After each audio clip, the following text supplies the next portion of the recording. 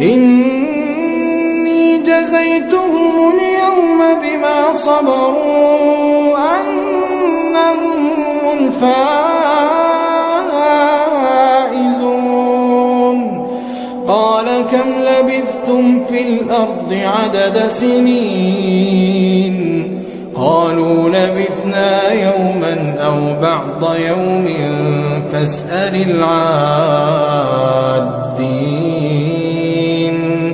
قال إن لبثتم إلا قليلا لو أنكم كنتم تعلمون. أفحسبتم أنما خلقناكم